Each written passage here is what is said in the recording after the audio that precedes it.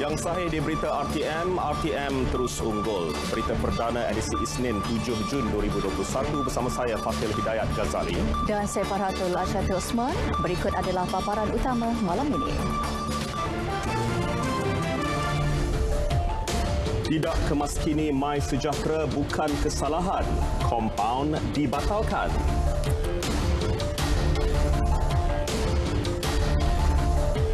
Malaysia rekod kes sembuh tertinggi dan penurunan 4 hari berturut-turut kes baharu harian COVID-19.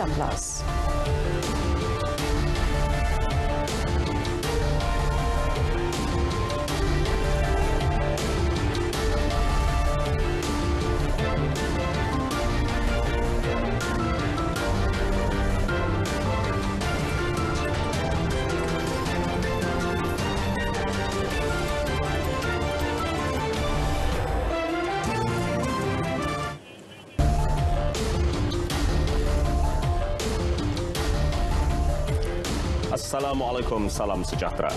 Tidak mengemaskini aplikasi MySejahtera tidak menjadi kesalahan mengikut Akta 342. Kenyataan Menteri Kanan Pertahanan Datuk Seri Ismail Sabri Yaakob menjelaskan mana-mana kompaun yang telah dikeluarkan atas kesalahan berkenaan perlu dibatalkan. Pegawai penguatkuasa juga disarankan untuk tidak salah dalam membuat sebarang tafsiran berhubung SOP yang sudah dikuatkuasakan oleh kerajaan. Perkara itu juga termasuk kesalahan yang melanggar SOP melibatkan kesalahan yang dilakukan oleh majikan atau syarikat termasuk kesalahan operasi melebihi masa dan tidak bertugas melalui bekerja dari rumah. Walaupun tidak menjadi kesalahan di bawah Akta 342, jika tidak mengemaskini MySejahtera, Datuk Seri Ismail Sabri mengharapkan rakyat mempunyai integriti serta tanggungjawab terhadap aplikasi MySejahtera dalam membantu memutuskan rantaian jangkitan COVID-19.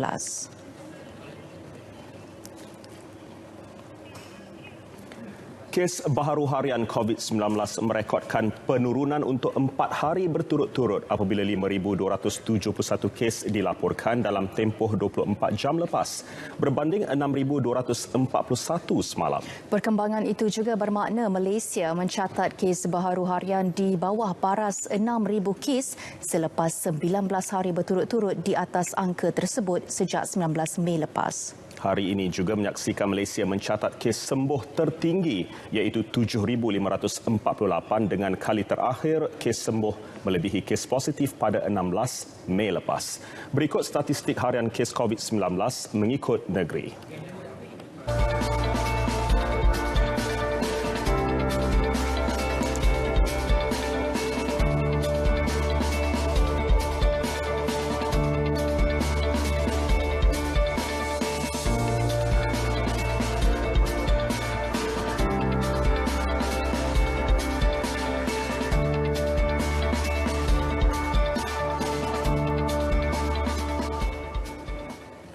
Lebih 100,000 penduduk di 27 lokasi panas berkepadatan tinggi di Kuala Lumpur bakal mendapat manfaat program saringan COVID-19 secara bersasar. Saringan percuma itu anjuran Kementerian Wilayah Persekutuan KWAP dengan kerjasama Dewan Bandaraya Kuala Lumpur DBKL dan Yayasan Wilayah Persekutuan.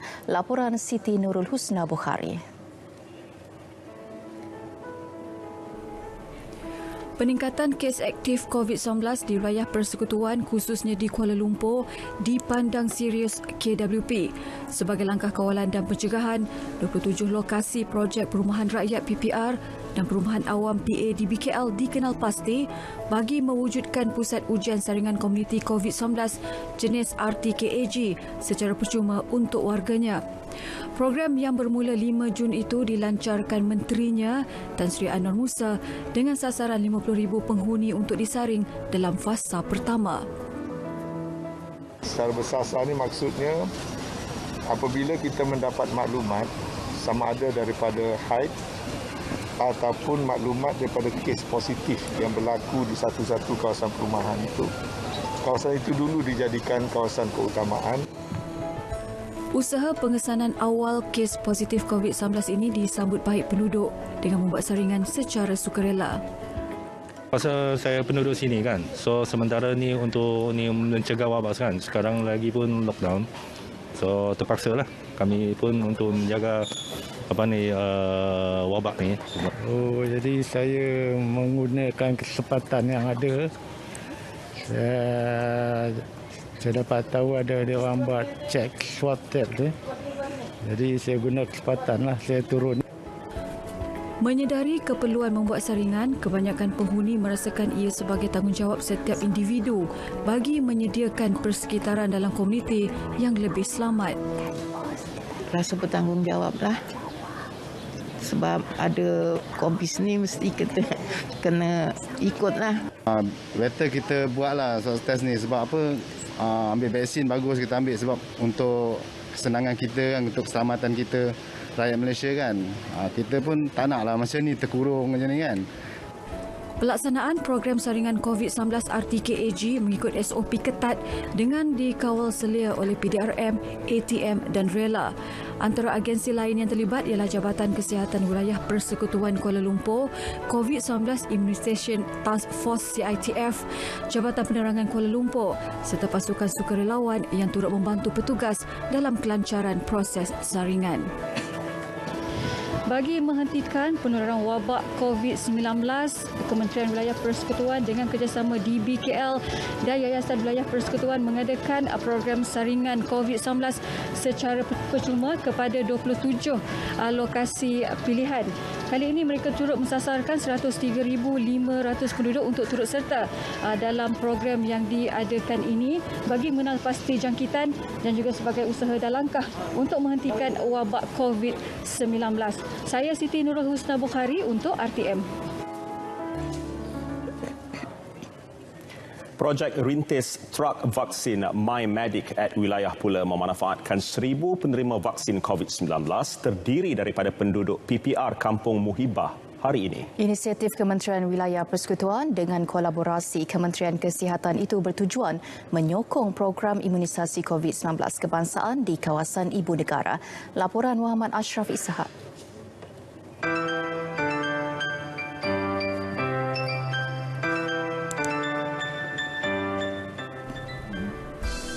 Projek rintis yang digerakkan julung kalinya hari ini adalah satu percubaan yang memfokuskan kepada kawasan tumpuan penduduk dan kawasan industri.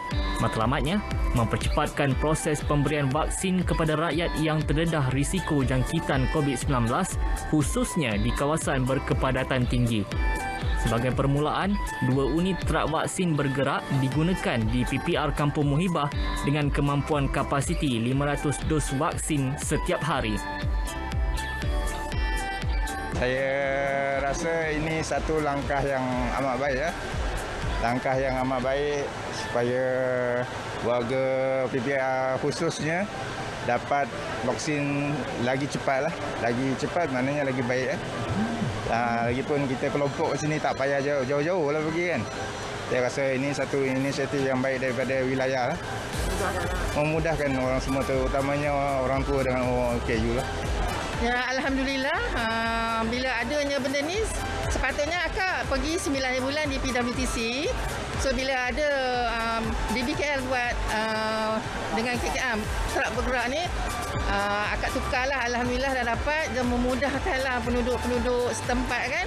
Pergi tak jauh, kan tidak jauh jugalah daripada kawasan perumahan ni nak pergi ke PWTC. Bagi saya, benda ni mudah lah.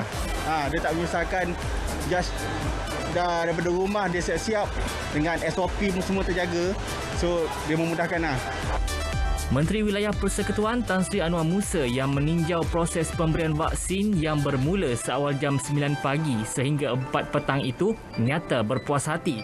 Beberapa penambahbaikan perlu dilakukan termasuk menambah tempat menunggu dan bilangan petugas sukarelawan bagi melancarkan proses pemberian vaksin. Yang saya harapkan ialah kita membawa vaksin kepada rakyat, ya. Jadi rakyat tak payah travel dan rakyat tak payah menunggu terlalu lama.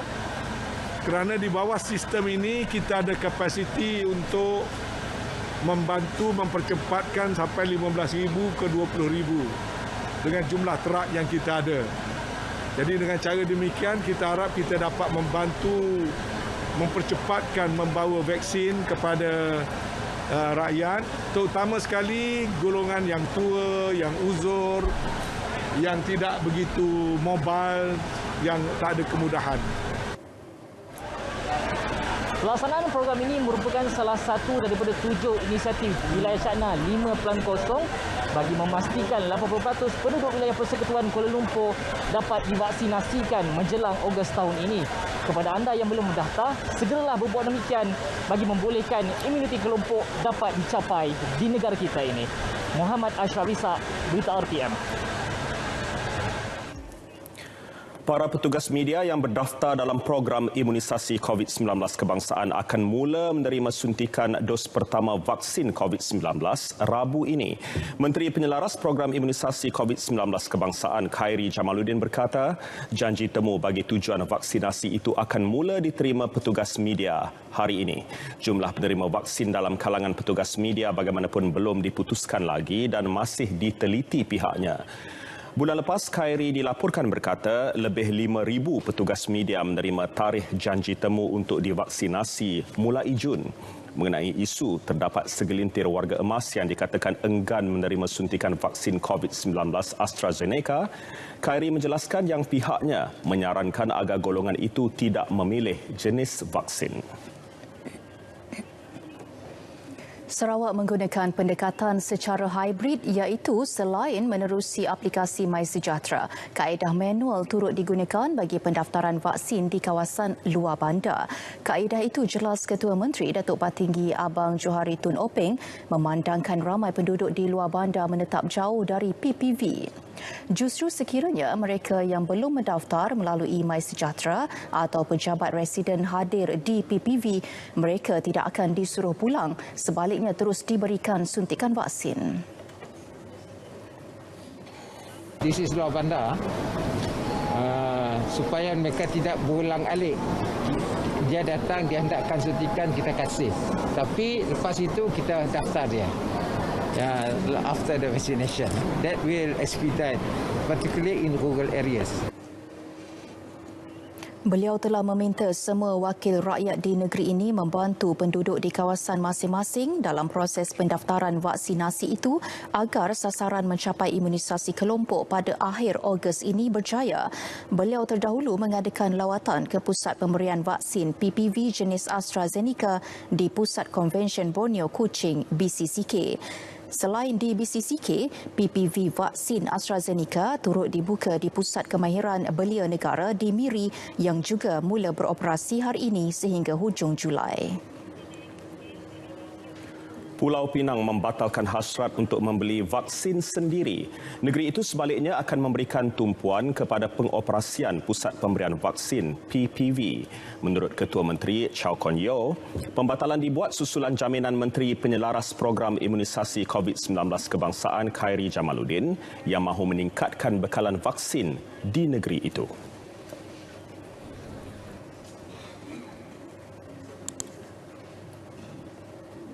Kita dimaklumkan bekalan vaksin akan ditambahkan dengan begitu banyak sehingga 500,000 dos dan sebagainya. Menteri bertanggungjawab semasa berjumpa dengan pihak kerajaan negeri memberi jaminan bekalan dos bekalan vaksin tidak menjadi isu lagi dan kita perlu tumpu perhatian kepada pusat PPV dan tenaga manusia bagi mencapai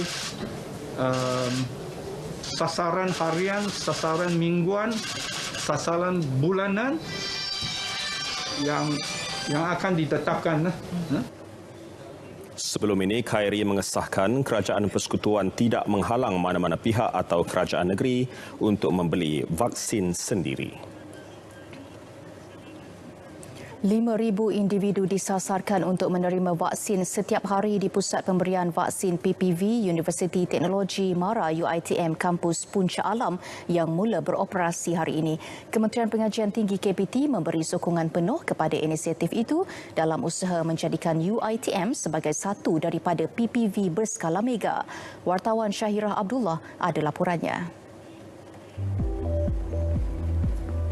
Menterinya, Datuk Seri Dr. Nur Aini Ahmad mengadakan sesi lawatan bagi meninjau pembukaan operasi PPV di kampus berkenaan. PPV itu juga dijangka akan memperkenal konsep hybrid iaitu suntikan vaksin secara pandu lalu dalam tempoh 2 minggu lagi. PPV IPT ini akan beroperasi seperti saya maklumkan tadi pukul 9 hingga 5 petang pada minggu inilah. Tapi apabila full capacity nanti, kemungkinan waktu operasi itu akan berubah, akan dipertingkatkan lagi. Pada hari ini insya-Allah seramai 518 orang akan divaksin. Di UiTM ini majoriti yang datang adalah warga emas. Jadinya warga emas itu memang kita hope, kita harapkan supaya dapat diluluskan pandu lalu itu dalam masa 2 minggu nanti insya-Allah lah. Selain daripada warga emas, orang-orang yang kelainan upaya juga boleh diberi vaksinasi melalui pandu lalu juga. Operasi di PPV itu melibatkan 200 kaki tangan petugas barisan hadapan terdiri daripada pengamal perubatan dari pelbagai fakulti UiTM. Selain itu, sukarelawan terdiri daripada pekerja, pelajar dan alumni. Dalam pada itu, kumpulan awal penerima vaksin yang ditemui amat berpuas hati dengan kelancaran prosedur dan tahap keselesaan, khususnya bagi warga emas. Saya seronok pasal petugas ramai lagi pun diorang budi bahasa bagus-bagus. Semua ditunjuk tu yang kita tak tahu pun ditunjukkan lah. Memang bagus sangatlah. Tak tunggulah, memang sekejap je. Macam kita mula-mula turun, ambil wheelchair, lepas tu terus masuk. Tak ada wasting time lah. Ya, very good. Excellent work. Lokasi terbaru PPV yang bertempat di Dewan Belian UiTM Puncak Alam ini dapat menempatkan seramai 1,500 orang pada satu-satu masa. Selain fasiliti dan kemudahan parkir yang boleh menempatkan sebanyak 300 buah kenderaan, bilik pemantauan dan kemudahan lain juga bakal memberikan manfaat kepada penduduk setempat. Diharapkan dengan usaha sebegini, kita dapat mencapai imuniti kelompok dalam waktu yang terdekat. Syairah Abdullah, Berita RTM. Di Perak, Pusat Perubatan Ar-Ridwan di Ipoh menjadi antara hospital swasta terawal beroperasi sebagai pusat pemberian vaksin PPV bagi peringkat nasional. Pengurus besarnya, Khairul Saleh Abdul Rani berkata, pihaknya menyasarkan 50 individu akan diberikan suntikan setiap hari.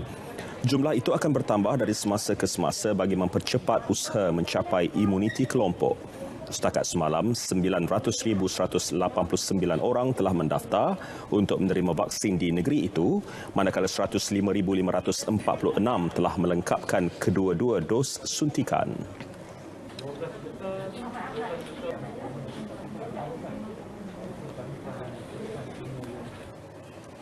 .133,000 individu akan menerima vaksin AstraZeneca di PPV Pusat Konvensyen Antarabangsa Persada Johor, Johor Bahru.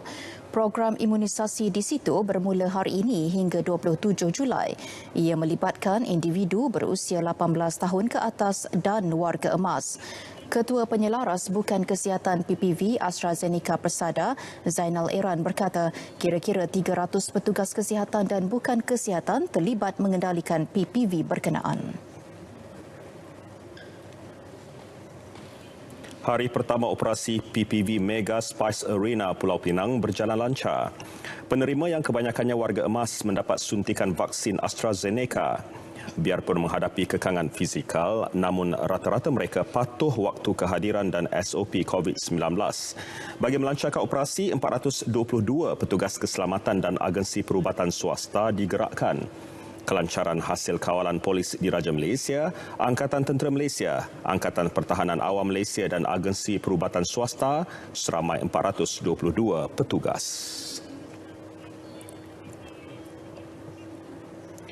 1,130,301 individu telah melengkapkan 2 dos vaksin COVID-19 setakat semalam. Dan setakat semalam juga 52.4% individu telah mendaftar untuk program imunisasi COVID-19 kebangsaan dan Selangor mencatatkan jumlah pendaftaran tertinggi iaitu 3,357,323 orang. Berikut data harian jumlah pemberian vaksin COVID-19 di seluruh negara. Pasar segar terkawal, tawar penjimatan sehingga 20%. Paparannya seketika nanti.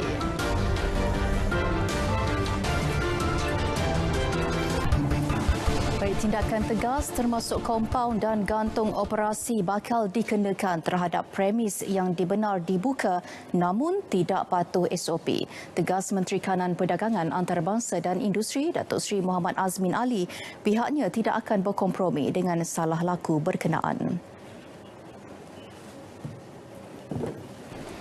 Maka ini amaran keras yang kita berikan kepada semua industri supaya mematuhi SOP yang telah ditetapkan, kerana SOP yang disediakan oleh MKN ini adalah demi keselamatan rakyat dan juga pekerja.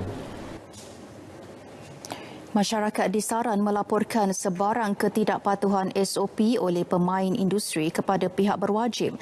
Terdahulu, Datuk Seri Azmin menyertai serbuan penguatkuasaan SOP melibatkan beberapa buah kilang di Pelabuhan Kelang, Selangor. Kementerian Pertanian dan Industri Makanan MAFI komited memastikan kelangsungan rantaian bekalan makanan mencukupi dan stabil khususnya ketika negara menghadapi pandemik COVID-19. Pelbagai inisiatif telah dilaksana termasuk pelaksanaan pasar segar terkawal PST di lokasi terpilih yang beroperasi mengikut prosedur operasi standard SOP yang ditetapkan. 42 pasar segar terkawal PST telah beroperasi di seluruh negara dan mencatat jualan sebanyak 18.9 juta ringgit setakat 4 Jun lepas. PST turut diwujudkan untuk memberi akses pilihan kepada pengguna mendapatkan barangan keperluan dengan menawarkan penjimatan 5 hingga 20%.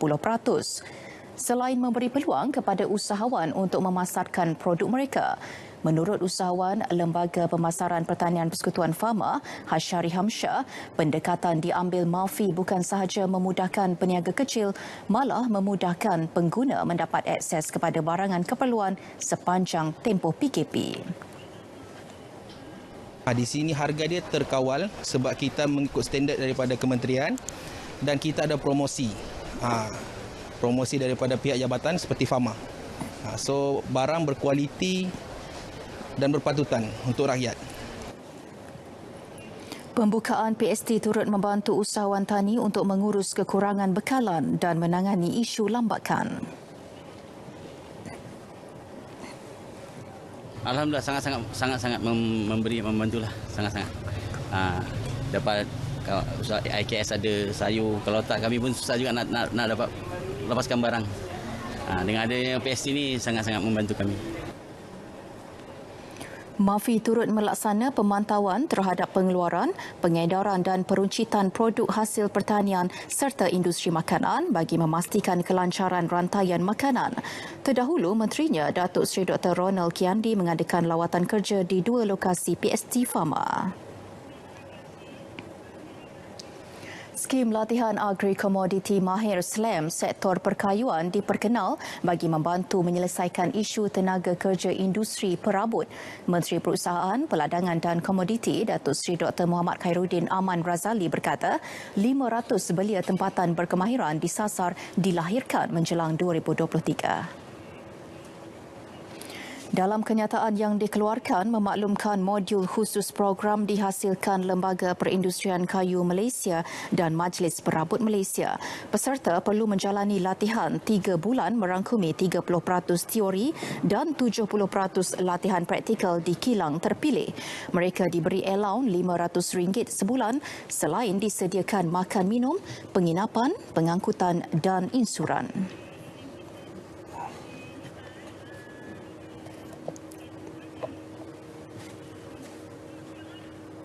Sejak kecil, kepribadian Al-Sultan Abdullah Riayatuddin Al-Mustafa Billah Shah sebagai seorang pemimpin serta raja berjiwa rakyat sudah terserlah. Karakter baginda yang mesra dipanggil Tengku Alam digambarkan oleh pengasuh baginda sebagai seorang kanak-kanak yang baik dan manja. Sempena ulang tahun keputeraan Yang di-Pertuan Agong Al-Sultan Abdullah, wartawan Hazwan Azman menelusuri imbauan menjadi pengasuh baginda.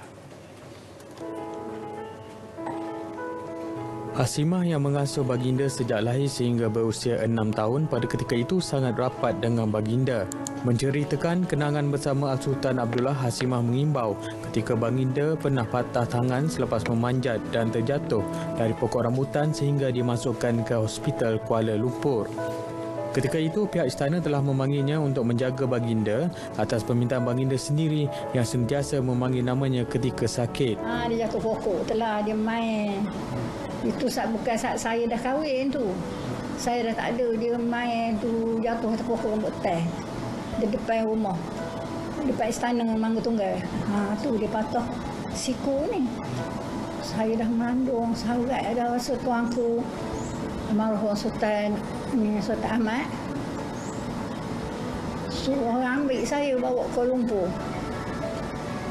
Bawa ke Kuala Lumpur. Pergi sebab dia ndok saya, dia menangis. Ndok saya. Hasimah terpilih untuk menjaga Sultan Abdullah lebih daripada 60 tahun lalu. Dipanggil ke istana oleh Sultan Ahmad Shah yang ketika itu bergelar Tengku Mahkota Pahang. Hasimah kemudian menetap di Istana Mangga Tunggal bagi memudahkan urusan penjagaan sebelum baginda bersekolah rendah. Walaupun kenangan itu sudah lama berlalu, namun peluang menjaga Al-Sultan Abdullah suatu pengalaman yang tidak dapat dilupakan dan akan dikenang. Saya ucap selamat hari keputeraan tuanku, untuk panjang umur, kekal pemerintahan sampai ke anak cucu dia lah. Di sinilah baginda Tuanku Sultan Abdullah diputerakan dan dijaga penuh kasih sayang oleh pengasuh baginda ketika itu sehingga baginda mencecah usia 6 tahun. Bukan raja sebarang raja, Raja Hulu Balang Panglima berempat. Bukan raja sebarang raja, raja penyayang, bijaksana dan berdaulat. Daulat Tuanku Hazwan Azman, Berita RPM.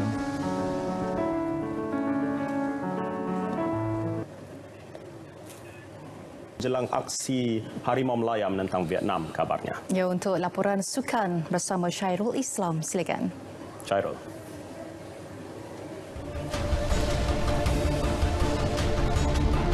Kemelut PSM, KBS ada formula terbaik. F1, Sergio Perez takluk Lita Bako.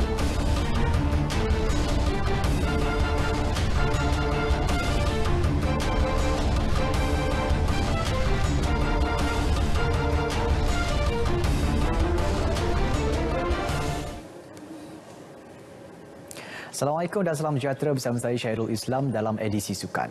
Kementerian Belia dan Sukan KBS ada formula untuk menyelesaikan kemelut Persatuan Sepak Takraw PSM bagi memastikan badan induk sukan berkenaan kembali mendapat kepercayaan kesemua pemegang taruh. Menterinya, Datuk Seri Rizal Merican Naina Merican menyatakan satu rundingan antara kedua-dua pihak iaitu PSM yang sedia ada dan 11 gabungan yang telah undur diri akan diadakan untuk mendapatkan formula terbaik.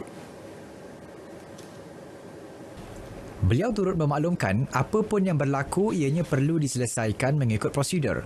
Datuk Seri Rizal berkata Pesuruhjaya Sukan PJS akan menggunakan pendekatan perantaraan untuk mencari jalan yang lebih tuntas dan praktikal yang akan membawa keyakinan kepada semua. Staf dah keluar pernyataan semalam bahawa mereka akan akur dan iktiraf hanya badan yang diiktiraf oleh Kementerian Belia dan Sukan dan PJS sahaja. Ini bermakna mereka nak lihat the reform oleh PSM. Maka sebab itu saya menganggap bahawa insya-Allah saya nak maklumkan insya-Allah ada formula yang akan dapat cari jalan yang lebih tuntas. Cuma sebarang bentuk keresahan, kalau perlukan reform, kalau perlukan perubahan-perubahan, biarlah ia dilakukan di meja rundingan. Dan kita tunjuk komuniti Sorak Takraw ni mempunyai formula terbaik untuk menyelesaikan masalah. Rizal juga menganggap peletakan jawatan Datuk Seri Ahmad Ismail sebagai Presiden PSM akan membuka lembaran baru kepada penyelesaian kemelut tersebut. Beliau berkata demikian selepas mengadakan lawatan ke Pusat Kecemerlangan Sukan Paralimpik Kampung Pandan bagi meninjau program latihan berpusat secara kuarantin untuk atlet.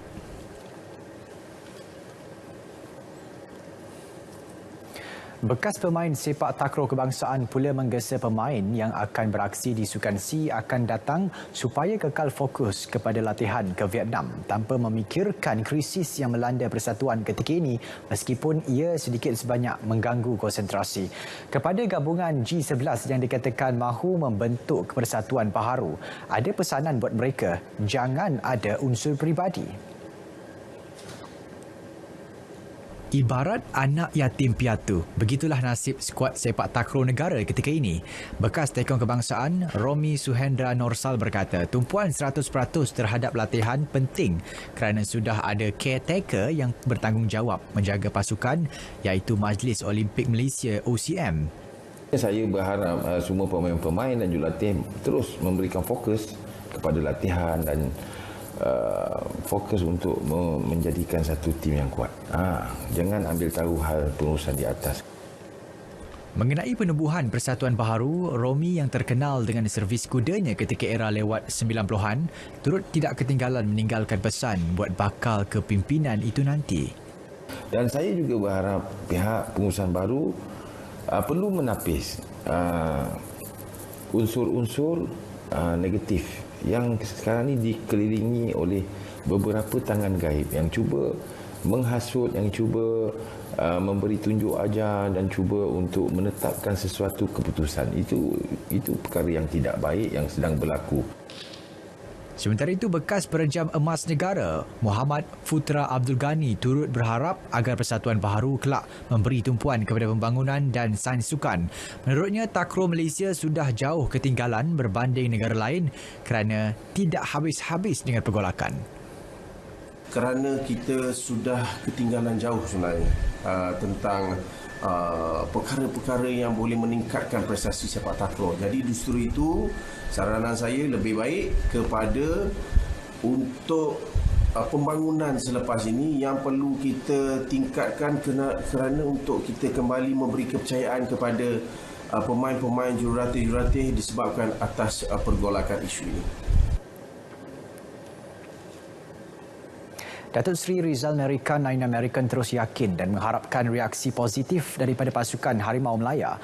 Beliau percaya pasukan kebangsaan itu mampu bangkit dan menunjukkan aksi lebih baik menentang Vietnam pada 12 Jun ini. Tegas beliau, skuad kendalian Ketua Jurulatih Tan Cheng Ho ketika ini harus fokus kepada latihan dalam misi kebangkitan semula berbaki 2 lagi perlawanan. Saya memang sentiasa ada di dalam hati saya ni, wahima apa pun berlaku pada Harimau Melaya, tak pernah sekelumit pun hilang dalam jiwa saya untuk melihat Harimau Melaya kembali mengaum. Tapi saya boleh nyatakan apa yang saya saksikan permainan menentang UAE baru ni adalah prestasi yang tidak menunjukkan prestasi yang saya pernah lihat pada keadaan yang jauh lebih baik.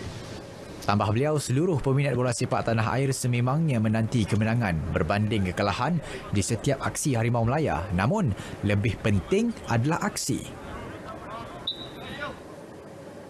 Dalam pada itu, pemain pertahanan Corbin Ong berkata dia dan pemain lain Harimau Melaya kini berada di tahap tertinggi bagi mematahkan serangan pendahulu kumpulan G Vietnam dalam perlawanan kelayakan Piala Dunia 2022 Piala Asia 2023. Pemain kini sudah melupakan kekalahan lalu dan kini fokus untuk perlawanan seterusnya. Jelas Corbin, rakan-rakan kini juga berada di tahap terbaik. As for being the naturalized left back, we have also other players that can play in the position. Being a footballer, there's always pressure regardless what position you're playing, when you're playing, if you're coming off the bench or if you're a starter. But there's always pressure in the position to perform. That's the job as a footballer, is to perform. And that's what everyone's prepared for. every person in this team. Corby menambah pasukan Vietnam sering bermain dengan corak permainan yang kompak dengan semua posisi bergerak pantas dengan stamina yang sangat baik. Dia menyeru rakan perjuangan sentiasa mencari ruang untuk melancarkan serangan bagi menjaringkan sebanyak mungkin gol. Malaysia akan menentang Vietnam di Stadium Al Maktoum Dubai 11 Jun ini.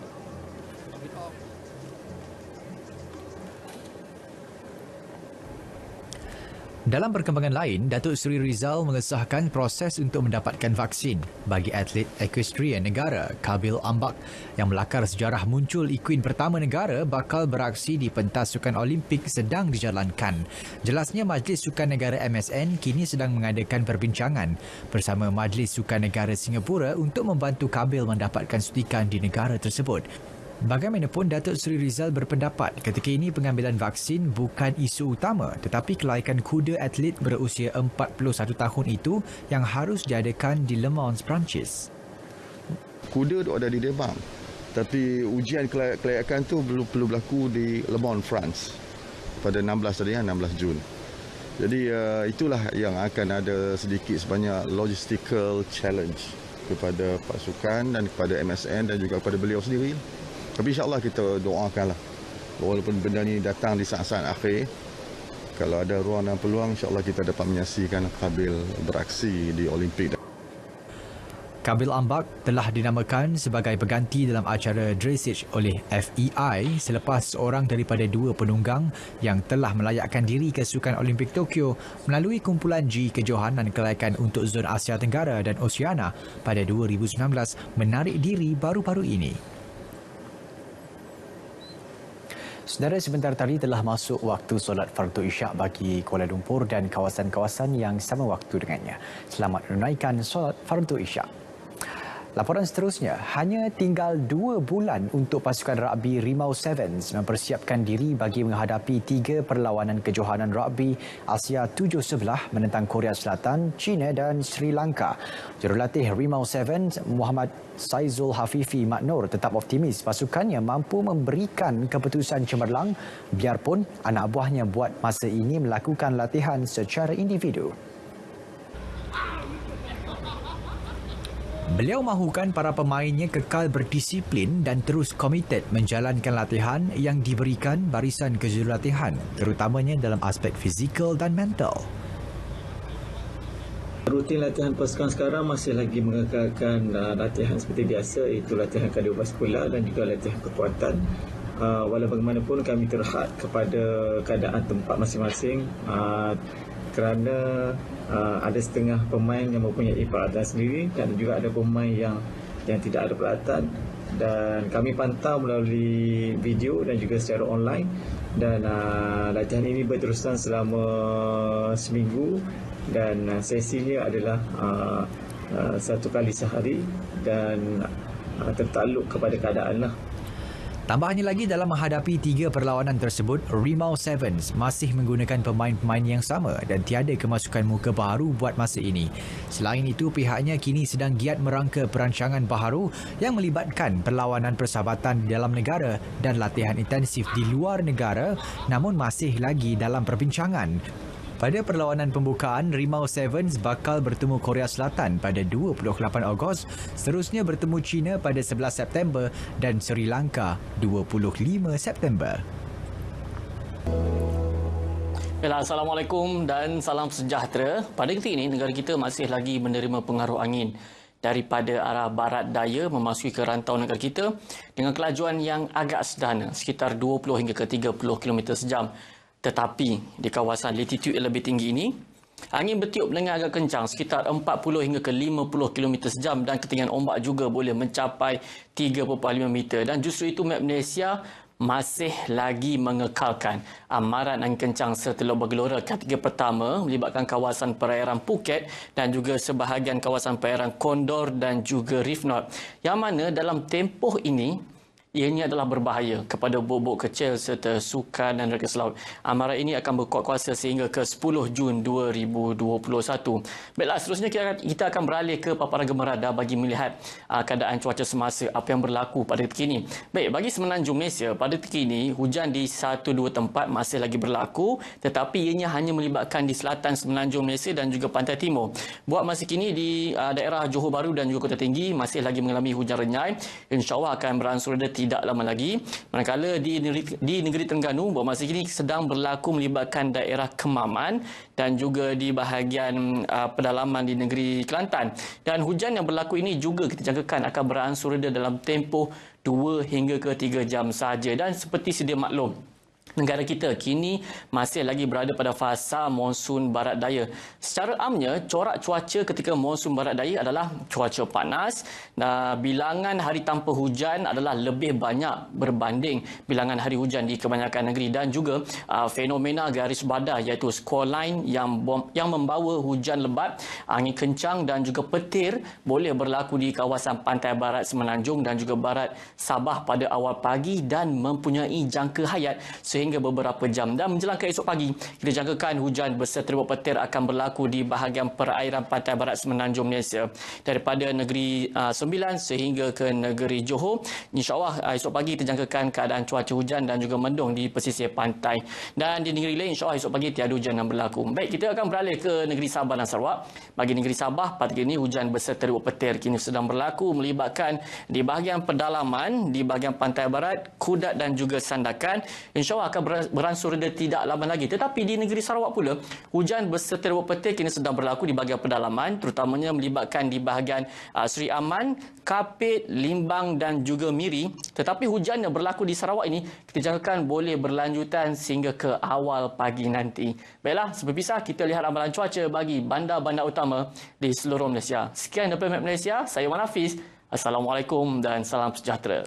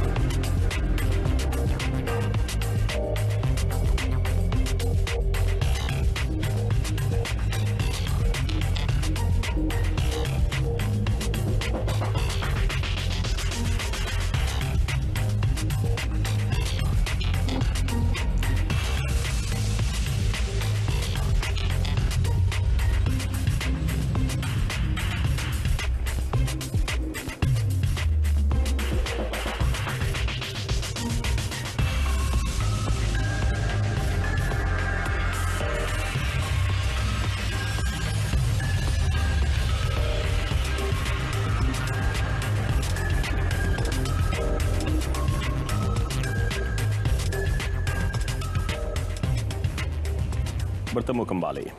Sindiket perjudian dalam talian melibatkan warga Korea Selatan tumpas dengan penahanan 10 individu termasuk seorang warga tempatan dalam serbuan ke atas 2 unit banglo di Iskandar Puteri pada Sabtu lepas. Ketua Polis Johor Dato' Ayub Khan Maide Piche berkata, sindiket itu yang dipercayai telah menerima taruhan berjumlah 87 juta ringgit sejak beroperasi 2 tahun lepas menyasarkan warga Korea Selatan di negara berkenaan.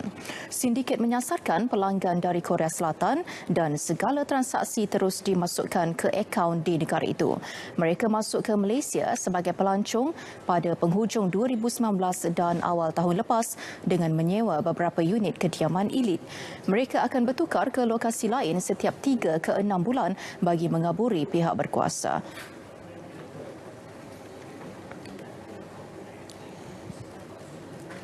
Salah satu beberapa antara sebab yang mereka memilih Malaysia adalah kos pengoperasian mereka murah di Malaysia. Jaringan internet kita baik. Dan dari segi keselamatan pun mereka rasa lebih selamat di Malaysia. Kerana undang-undang yang kita ada ini mungkin tidak kuat dibandingkan dengan undang-undang yang ada di Korea. Semua suspek direman 3 hingga 14 hari bagi membantu siasatan mengikut Seksyen 4-1-G Akta Rumah Judi Terbuka, Seksyen 15-1-C Akta Imigresen 1959 Palang 63 dan Akta Pencegahan Penyakit Berjangkit.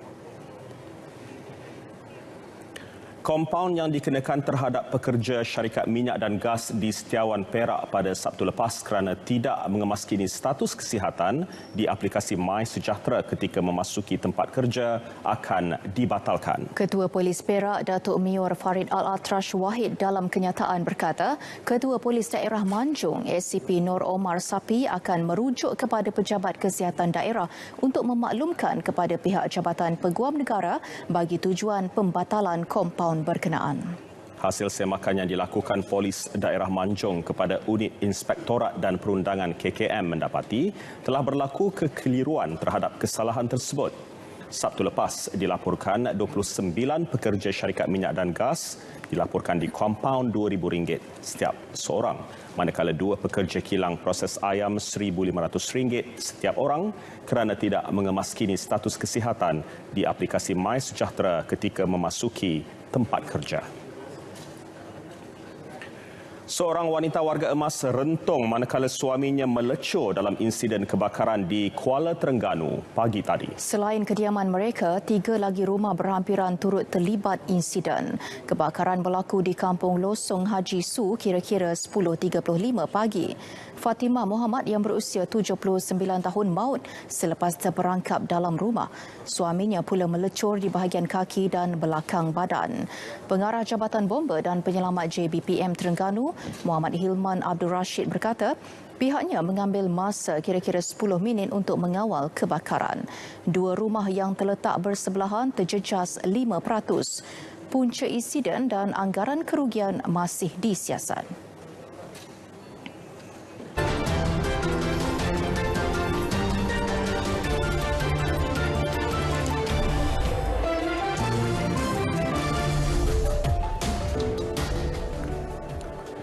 Lubang benam berdiameter 60 meter muncul di sebuah ladang di tengah Meksiko sekaligus memberi ancaman terhadap rumah yang berada di lokasi berkenaan. Dengan kedalaman sekitar 20 meter, lubang itu pada mulanya hanya berukuran 5 meter, namun saiznya menjadi berkali ganda dalam tempoh beberapa jam. Semua keluarga yang tinggal berhampiran telah dipindahkan dan setakat ini tiada sebarang kecederaan dilaporkan. Menu ayam goreng yang berada dalam kotak makanan dari restoran makanan segera ini rupanya tuala goreng. Pengalaman ini dikongsi Alec Perez menerusi hantaran di Facebook. Setelah menerima menu itu menerusi perkhidmatan Grab, beliau berasa sedikit pelik apabila ayam goreng ini liat selepas digigit. Perez meluahkan rasa jijiknya selepas mendapati ayam itu sebenarnya tuala goreng. Seekor tikus Magawa, pengesan periuk api yang menerima anugerah Animal George Cross selama 5 tahun, bakal bersara dari tugasnya. Magawa 7 tahun yang dilatih Badan Amal Apopo yang berdaftar di Belgia telah menemukan 71 periuk api dan 28 peluru yang tidak meletup di Kemboja. Malah berjaya membersihkannya lebih dari 141,000 meter persegi tanah sepanjang kerjayanya. Tikus itu kini mulai perlahan menjalankan tugas atas faktor usia. Bagaimanapun, Magawa akan tetap bersama Badan Amal itu yang berpusat di Tanzania selama beberapa minggu lagi untuk menjadi mentor kepada kumpulan tikus-tikus baharu.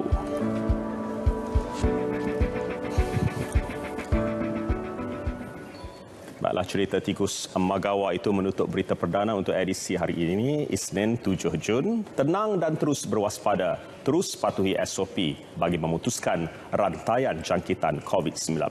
Dan teruskan berdoa untuk keselamatan kita semua.